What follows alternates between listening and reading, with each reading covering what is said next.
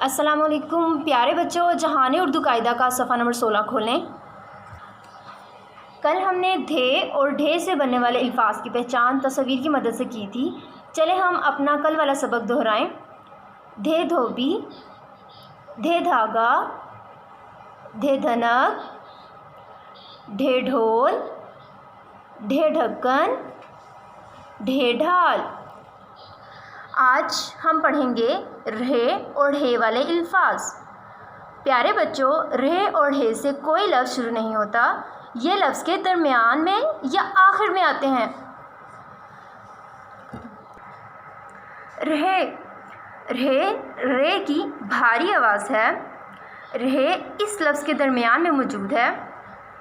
اس لفظ میں گاف کی چھوٹی شکل جو کہ جڑی ہوئی ہے چھوٹی کی چھوٹی شکل کے ساتھ، اور چھوٹی کی چھوٹی شکل جڑی ہوئی ہے الف کے ساتھ۔ رہے، رے کی بھاری آواز جو جڑی ہوئی ہے واو کے ساتھ، اور الف اپنی مکمل شکل میں، اور بغیر نقطے والا نون اپنی مکمل شکل میں ہے۔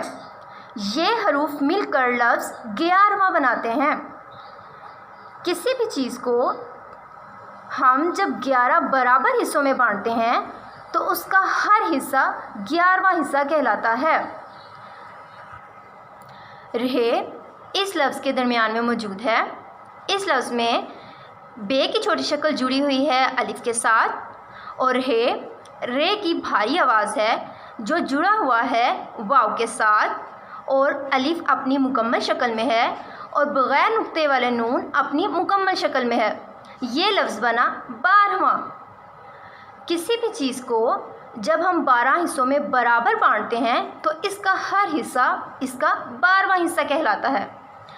بچوں، جیسے رہے سے کوئی بھی لفظ شروع نہیں ہوتا، اسی طرح ڑھے سے بھی کوئی لفظ شروع نہیں ہوتا۔ ڑھے، ڑے کی بھاری آواز ہے۔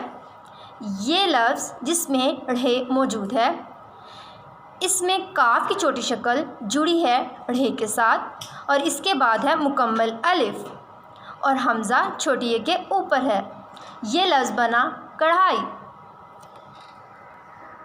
سوئی دھاگے سے کپڑے پر پھول بنانے کو کڑھائی کہتے ہیں۔ ڑھے لفظ ساڑی کے درمیان میں موجود ہے۔ سین کی چھوٹی شکل جڑی ہے الف کے ساتھ، اور ڑے کی بھاری آواز ہے جو کہ جڑی ہوئی ہے چھوٹی کے ساتھ۔ یہ حروف مل کر لفظ ساڑھی بناتے ہیں۔ ساڑھی ایک لباس ہے۔ آئیں اب ہم اپنے سبق کو دہراتے ہیں۔ رہے 11واں، رے 12واں، ڑھے کڑھائی، ڑھے ساڑھی۔ 11واں میں گاف، یہ، الف، رہے، واو، الف اور بغیر نقطے والا نون۔ یہ لفظ بنا 11واں۔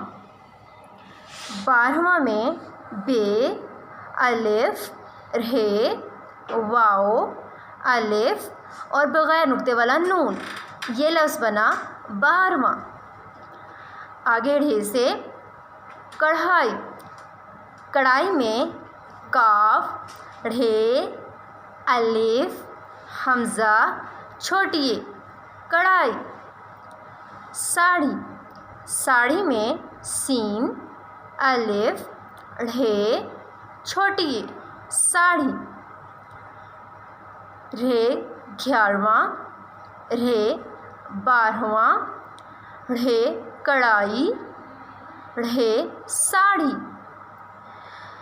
رہے اور ڑھے سے بننے والے الفاظ اور ان میں موجود چھوٹی اشکال کی اچھے سے پہچان کریں۔ اللہ حافظ۔